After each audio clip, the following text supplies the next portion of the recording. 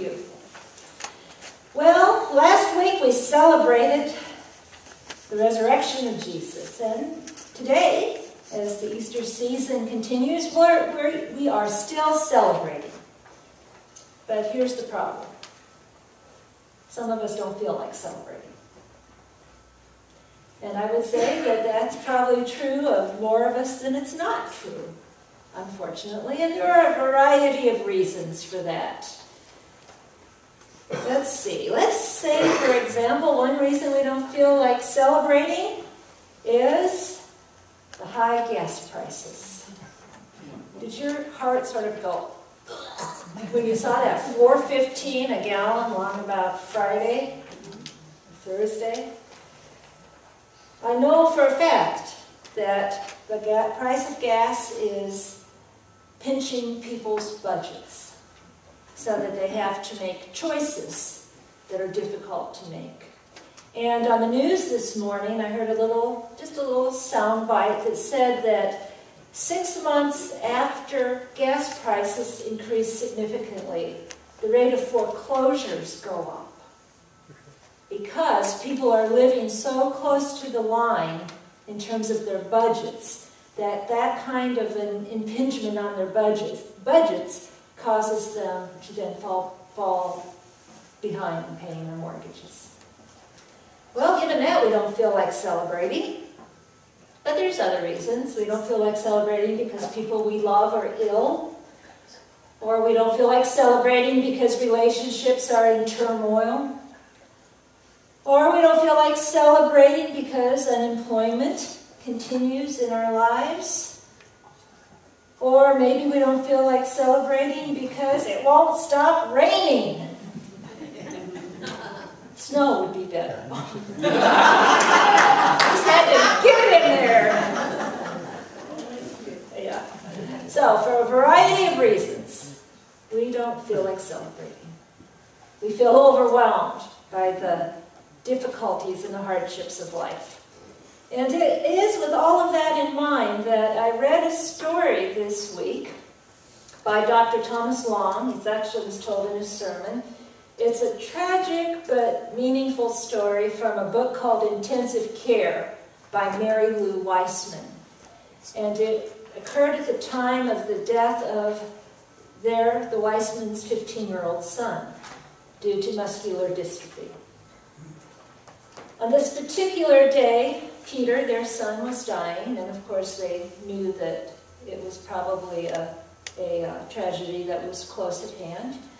And he was completely paralyzed due to his illness.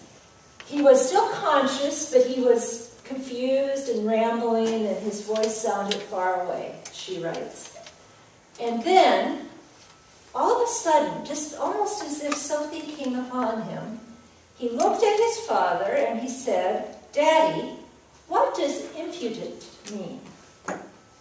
Well, the Weissmans looked at each other and thought, why this moment? Why such a question? What does impudent mean?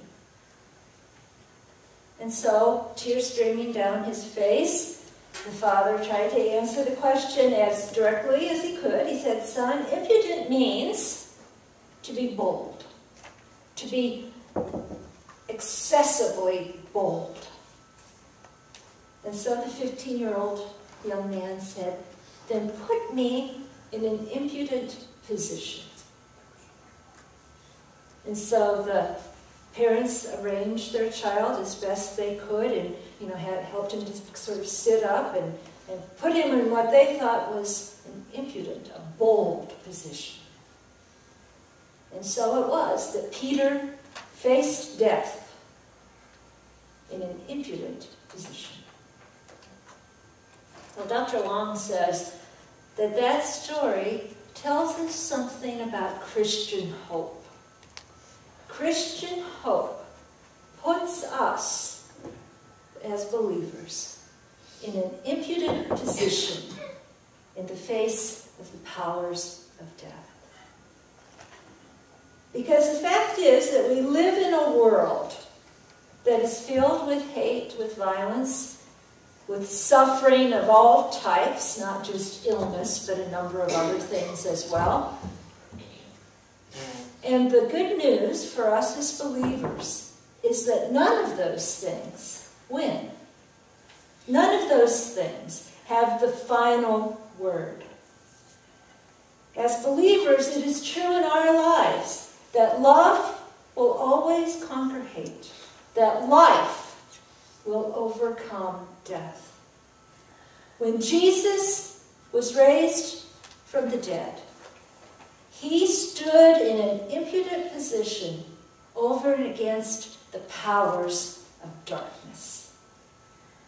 And so, the writer of today's lesson from 1 Peter tells us that we have a living hope. And it is that living hope that is ours through the resurrection of Jesus that allows us to stand in an impudent position, a bold position in the face of life's difficulties. What do you think?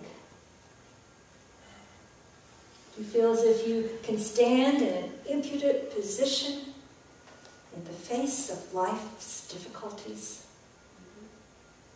You should, because that's our inheritance. Everyone knows what an inheritance is. It's a common concept. It's something, usually something of value, something of worth that a person receives from another person, usually at the time of that individual's death. That's an inheritance. And it can be money, it can be property, it can be jewelry or some other material possession, it can be a business, or we can inherit physical characteristics or personality traits or some genetic disposition. And in all of those cases, an inheritance can have positive and also negative aspects. But there's one thing about an inheritance that is true of all inheritances. Even the one that hotel magnate Leona Helmsley left. Remember to whom she left an inheritance a few years ago? Dog. Her Maltese dog, remember how much? $12 million. Oh, the very thought of it makes me cringe. $12 million to the Maltese dog. I wonder, who's the dog's heir? You know, the cat, the hamster, you just have to wonder. But even that little dog, whatever that dog's name was, even its inheritance of $12 million has something in common with all inheritances. And if you think about it, the news that we've been seeing recently of the tornadoes in the south remind us of what that is. 45 seconds, and a town totally wiped off the map. Everything people have worked for, totally, completely gone. All inheritances of this world are perishable. Even the dog's 12 million. All inheritances of this world are perishable. But the writer of 1 Peter tells us that the inheritance that we have received is imperishable, unchangeable, undefiled. That it is an inheritance that comes through the mercy and grace of God, and it is kept in heaven for us. And therefore, we can have great joy. Now, maybe we can understand this a little better if we understand that the people to whom these words were first written weren't sitting on the beach enjoying their $12 million inheritance. The people to whom these words were first written were facing persecution because of their faith in Jesus. I won't go into all the details that I read about this. I'll just say that the writer says that because of their decision to believe in Jesus, Everyone around this particular group of Christians hated them. And they were the constant recipients of scorn and of persecution. And so they were losing hope. Their faith was starting to shake, we might say. And so the writer of 1 Peter says to them, even though you have to suffer, you can rejoice because of this inheritance that is yours. Because one day when Jesus returns in glory, you will receive your salvation.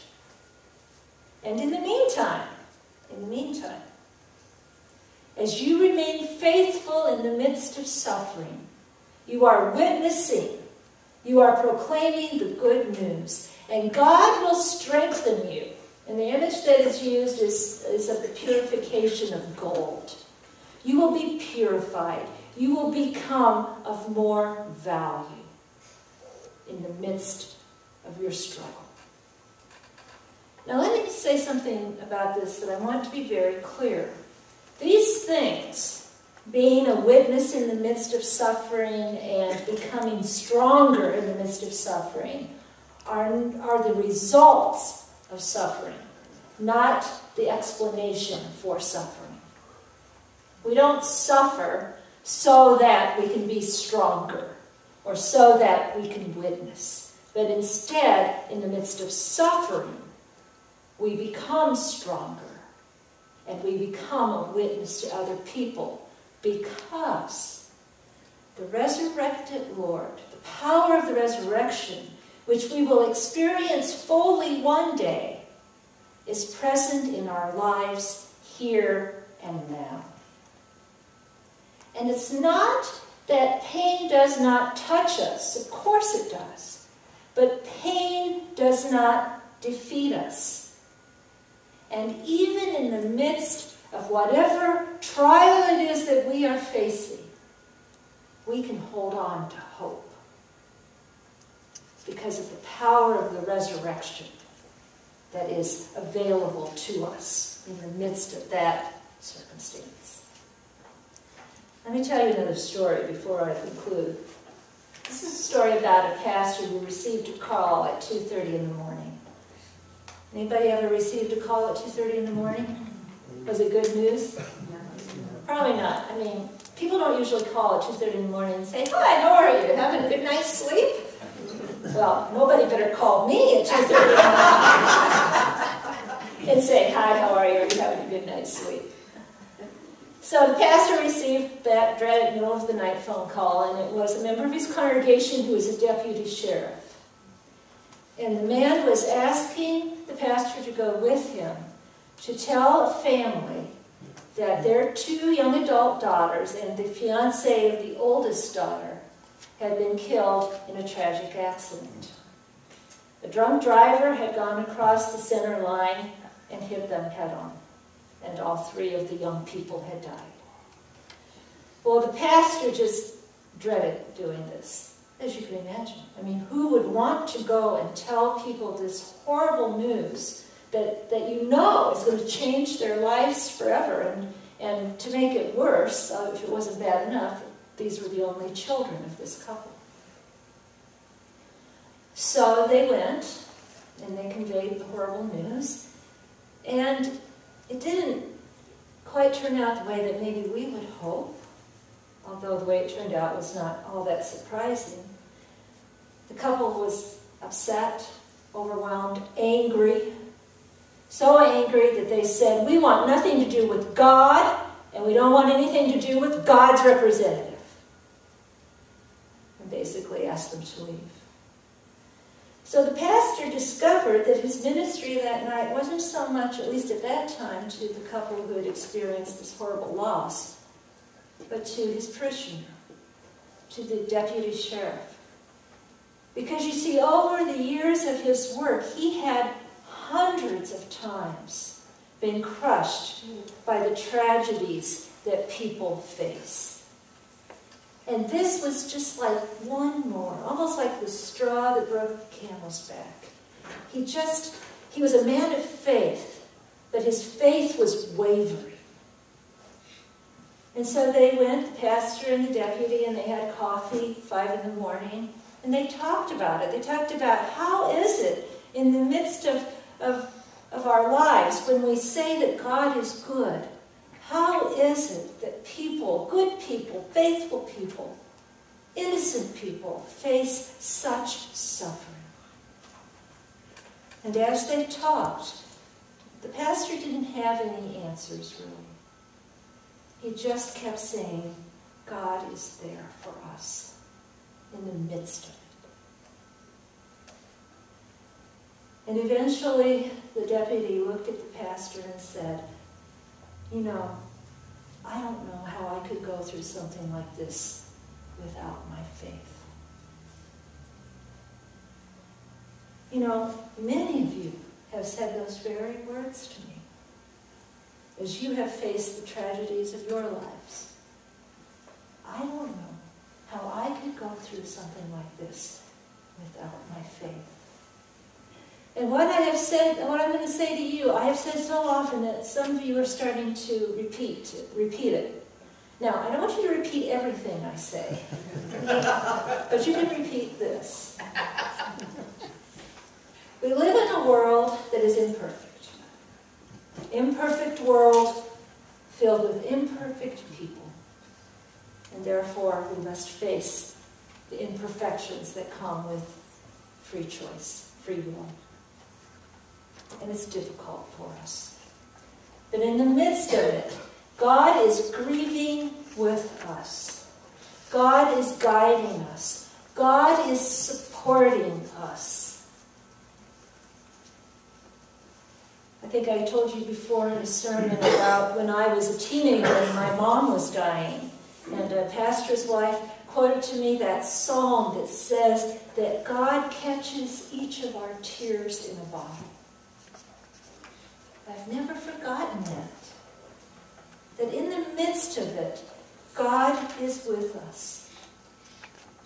And because we have a hope that is imperishable, undefiled, unchanging, and because the power of the resurrected Jesus is with us here and now, we can stand in an impudent position in the face of difficulty.